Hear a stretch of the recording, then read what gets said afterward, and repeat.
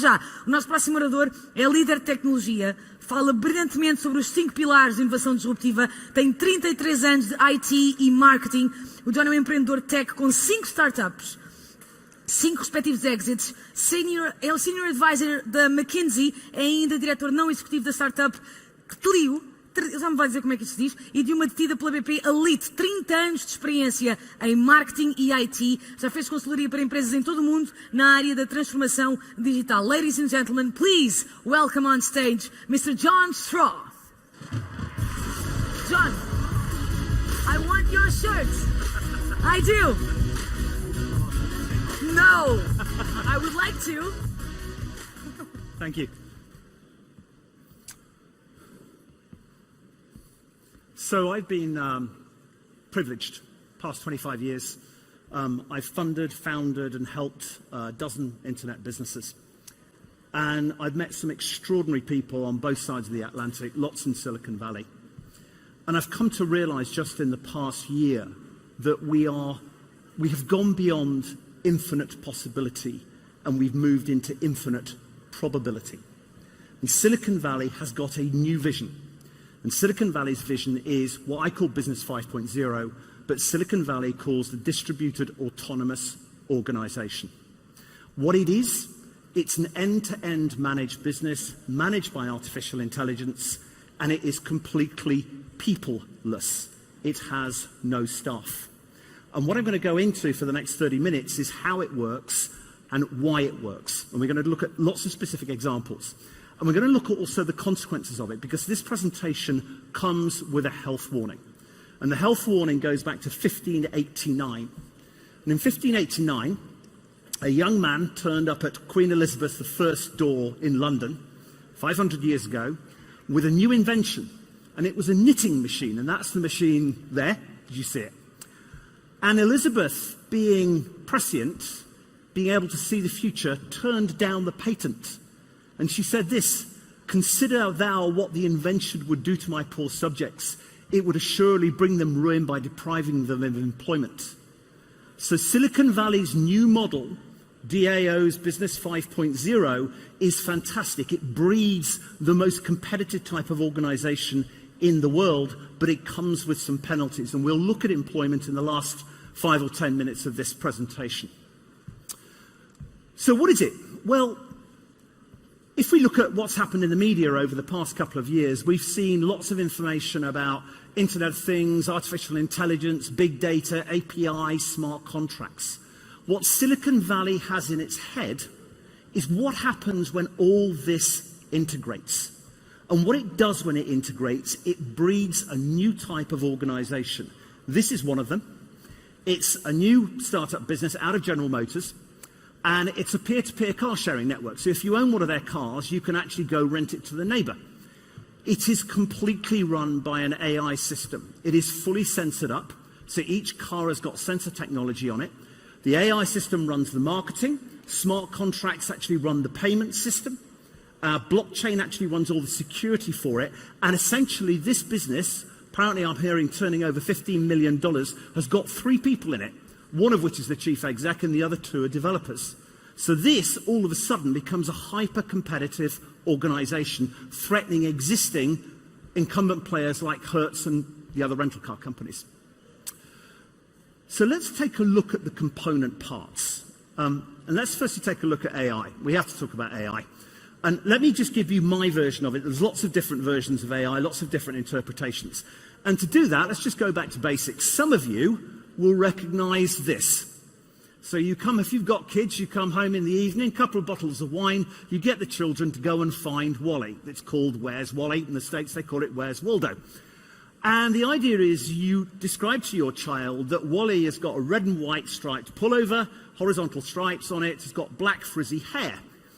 And your child is engaged with the idea to go and find Wally. This is probably normally takes at least a couple of hours and lots of tears and all the other bits to go with it. Because what we're seeing on here is lots of false positives. And the false positives are, there's lots of red and white stripes here designed to distract the eye. What the human brain does is it will actually divide this into a grid and go look for that particular pattern. That's my version of AI. And what this leads to is AI is becoming very, very, very good at pattern recognition. And we're going to see some examples of that in a second. I was trying to actually think about how we might build a meme for this particular, I suppose, visualization of it. And I found one going back 500 years. Father, you will absolutely love this. Michelangelo, quote was, "I saw the angel in the marble and carved until I set him free." Michelangelo was doing pattern recognition. And what we'll look at a little bit later on is, imagine if Michelangelo could actually teach 300,000 people to do pattern recognition and then label those particular patterns. So we'll get to that right at the end. So let's take a look at the first DAO, first Business 5.0 example. This is Amazon. About 2 or 3 years ago, they spent $14 billion on buying themselves a bricks and mortar supermarket. Nobody could figure out why. And then they came out with this. So they're using pattern recognition in their new retail store. It's called Amazon Go, and this is what it does. If we could have some volume, that would be great. What would shopping look like if you could walk into a store, grab what you want, and just go? What if we could weave the most advanced machine learning, computer vision, and AI into the very fabric of a store so you never have to wait in line? No lines, no checkouts, no registers. Welcome to Amazon Go. Use the Amazon Go app to enter. And it's very simple. It's very simple to the point that what happens is their image recognition systems built into their store camera network look at what you're putting in your basket, they label it, they add it to your virtual shopping cart, and you walk out the store. There are no staff in the store. And when I asked an Amazon exec, I said, what do you do about refilling the shelves? Oh, we've got robots that do that. So this is where Amazon's whole thrust was when it bought Whole Foods for $14 billion. It knew that it would retroactively fit them. And then there is this fantastic example of a digital transformation that's gone really well. And this is McDonald's. I would have never thought this could have happened 5 years ago. McDonald's recently spent $500 million on buying an artificial intelligence company. Who would have thought 5 years ago that a burger production business would spend $500 million on AI? Why have they done it? Because what this particular system does, it does speech pattern recognition, so it allows you to order your burger on the drive-thrus to be able to do it. So you don't need the people inside of what, again, is Retail 5.0. And then AI is also stepping into I suppose the area you might describe it as being preemptive economics. And this we're seeing very recently. LG came out with a censored up piece of kitchen equipment that, talking to a central AI system, the central AI system can work out whether or not this particular piece of technology, a washing machine, is going to fail and take preemptive action. So it cuts the cost there as well. Lots of people turn around and say to me, well, AI can't be creative. It's fundamentally, it's just a numbers game. Actually, I think it can. And we're starting to see examples as well. So the Washington Post, in the past year, has printed 850 articles that were written entirely by an AI system. Nobody noticed it until the Washington Post outed it. Okay, so who remembers David Hasselhoff? There are people in the audience old enough to remember David Hasselhoff. Okay, so when you go on YouTube this evening, type in David Hasselhoff AI. What you're going to see is a 10-minute movie that was entirely and exclusively written by an artificial intelligence system.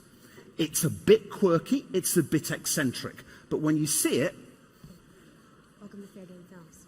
if we could have a bit more volume on that. It's actually what it was taught. And it was taught by looking at, it was shown hundreds of science fiction movies, and it became a little bit eccentric and it became a little bit egotistical. And it's actually written a movie about itself. And the reason it's eccentric is because it saw lots of movies that were actually done by Asimov. And a direct result of that is copied, this is bias in machine learning, it's copied some of Asimov's eccentricities. Then AI becomes the next UI. And this is a lot of this is about chatbots. And this is where you're replacing human beings in call centers with bots. What you're about to listen to is a conversation between a robot and a human being. And the transaction is about a booking for a lady's hairdressing appointment. At 12 p.m. We do not have a 12 p.m. available. The closest we have to that is a 1:15. Do you have anything between 10 a.m. and 12 p.m.? Depending on what service she would like. What service is she looking for? Just a woman's haircut for now. So the extraordinary thing about that is listen to the negotiation. Okay, so the litmus test here is put your hand up if you think it was the receptionist at the hairdresser that was the bot. Oh, wow. Okay, that's obviously this is a very educated audience. You'd be right. Actually, it's the caller.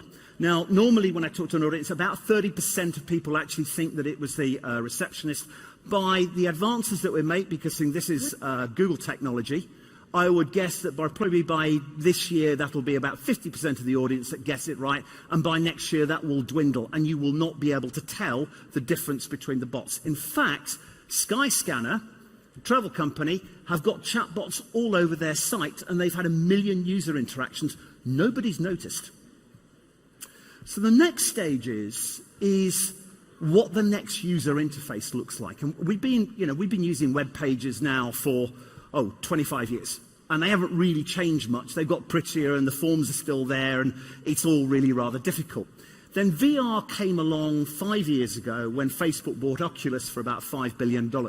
And it's not really taken off. That is about to change. There are some amazing AR applications. And this is one.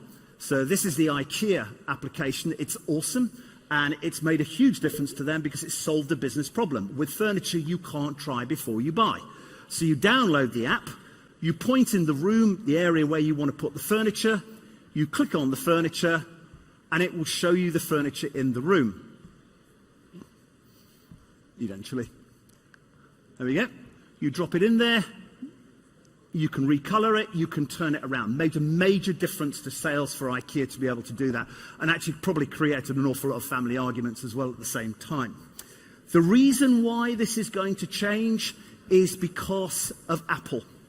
So it looks like Apple is going to bring out a virtual reality headset. The code is already in iOS 13, and the rumors are, this is an artist rendition, that this might be the product that Apple comes out with. If it's going to be Apple, it's going to be brilliant, and it's going to make the market, and it will change everything. You want to do a tour of the pyramids using a 5G network, you download into the glasses, and you take a tour of the pyramids. It changes entertainment massively, and we're going to need that, by the way. And then just before Christmas, this happened. Now, Facebook would really like to get into your head. Well, they're going to, because just before Christmas, they dropped $1 billion on buying a neural interface company. In other words, the ability to connect your brain directly into Facebook. It was $1 billion. This business is called Control Labs. They have a wrist device that interfaces to your brain. At this moment in time, it's relatively simple. Let's have a quick look at the video. Because hand tracking is great. It doesn't require controllers, but it still requires you to use your hands. And in the future, we want to get to an input where we can just think something and it happens. So what people call a neural interface.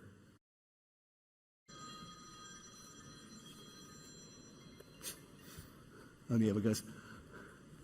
I don't know what's happened there. We lost the video. But the idea is that what will happen over the next 10 years is that the technology will develop and develop and develop until such a time when your brain will interface directly into Google, it will interface into Facebook, it will interface into LinkedIn. You think something and you will have the data available to you without the clunky user interfaces that we have now, which is using our hands and indeed using our voice. The next stage that we go to with Business 5.0 is layered data. And this is really interesting. This is Netflix. And the interesting with Netflix is that they started to get so good at creating content that they're becoming more reliable in the success of that content than Hollywood does. And it was really interesting to see that because I was talking to a Netflix exec. there's a series about the British royalty called The Crown, which is just excellent. Version 2 of The Crown was even better than the first version. And I said, how did you manage this? And they do it really consistently. He said, well, you've got to understand this. We're using AI robots to look at the data sets that we've got. We've got 130 million users on Netflix. Here's what we know about them. We know when you pause, when you rewind, when you fast forward. We know what you search for. We know what you search for afterwards. We know the device that you're actually running. We know where you searched. We know the time of day that you searched. So he said, imagine this. He said, imagine in series 1, episode number 3, 17 minutes in, 32,323 people put that on pause. 3 minutes later, 11,000 come back and fast forward it. What have we just learnt? We have just learnt that that part was boring. So using AI, what they're able to do now is tease out the major elements of the boring part of it, which is why they become more successful. And they're training their AI robots to do this all the time. Then, of course, we've got robotics. So let's say that your business 5.0 is a manufacturing business. Robots, you've seen them all on the BMW production lines. They are now coming with artificial intelligence, and they're now becoming dexterous. So for those of you with kids and you've tried to tie a balloon into an animal for a kid's party, you know how difficult that is. Watch this robot do it.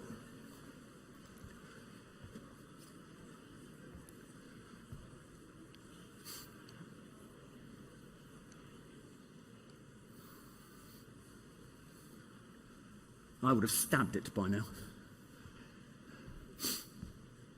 So that's pretty impressive from a dexterity point of view. What you're about to see it do is even more impressive. So the robot has been given the instruction to take a box cutter and open this box.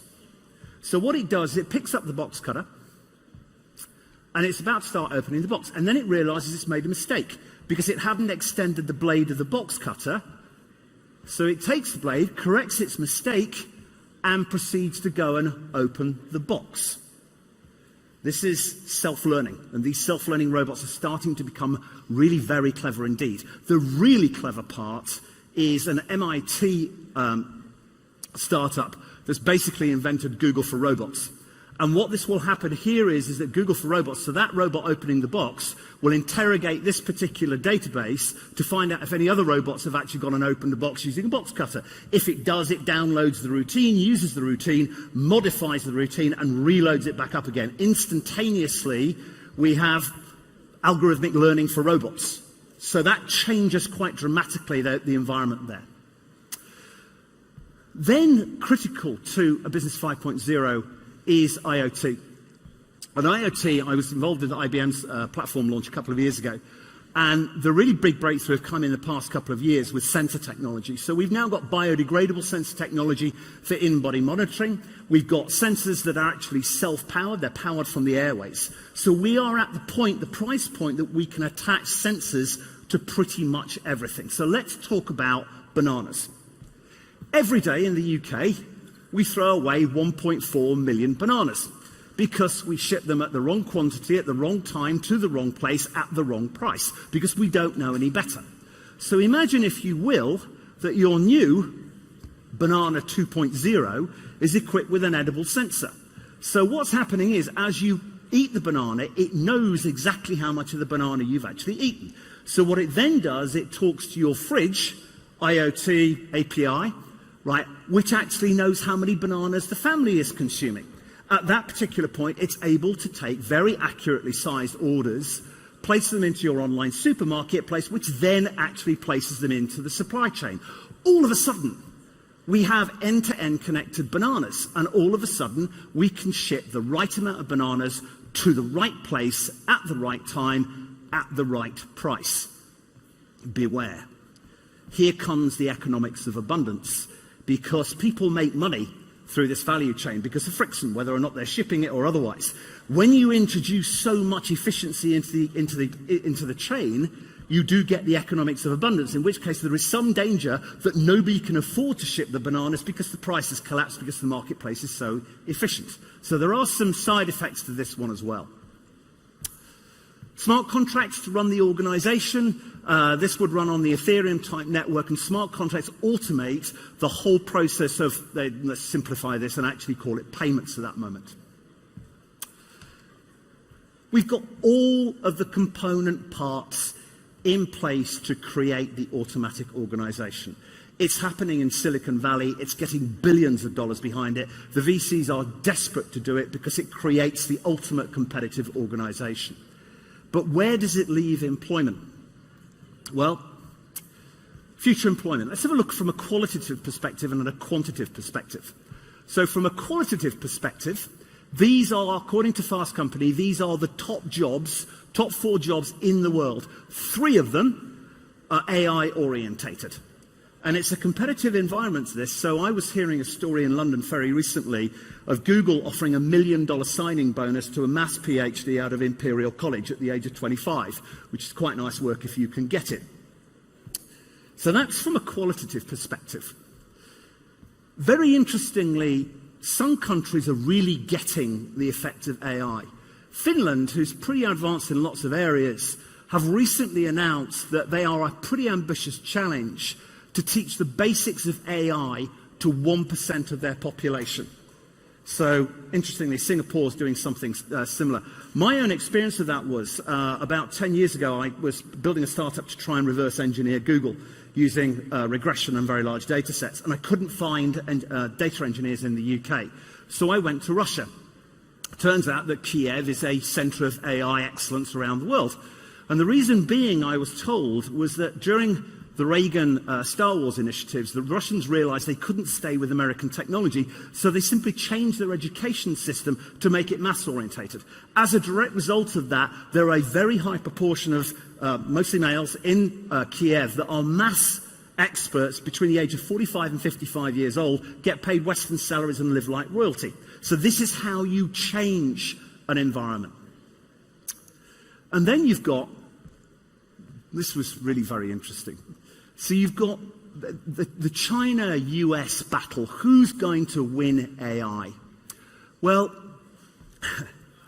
it's a lot of people think it's going to be China. Why do they think it's going to be China? Because China's got 1.5 billion people generating data and no GDPR, so that they can do and they can learn from that data very effectively. And this came from The Economist last week. His headline was, China's success at AI has relied on good data, and something I'm going to show you in a second. In fact, they've actually got 2 of the world's most largest by valuation AI companies. SenseTime is worth $7.5 billion. How have they done it? Well, here's a possibility for Portugal. There is a company in China called MBH. I found them a bit by accident because they don't have much of a web presence. They are a Chinese machine learning data factory. They employ 300,000 people around China to do labeling of data sets. So all that lovely data that's being generated by 1.5 billion people is actually being labeled by 300,000 people that are doing machine learning to do this. They pay those people, they work them 6-hour shifts, and they pay them $425 a month, which doesn't sound that much. But actually, this is all over China. It's not geographically limited. This is in the very much the poorer provinces. All you need is a decent internet connection to be able to do it, and $425 is quite a lot of money. I think that this is a major opportunity for Portugal. I know that the Finns are looking at it. I think that we need a data factory in Europe to be able to compete with America. Amazon's got Amazon Turk, and in China, obviously, we've got this company as well. I think there is a major European opportunity for a country to turn itself into a data factory. That's it. I will now leave you, Father, to actually deal with the ethics of artificial intelligence, something that you and I talked about last night and could probably talk about for the next 10 years and still won't get anybody. Thank you very much.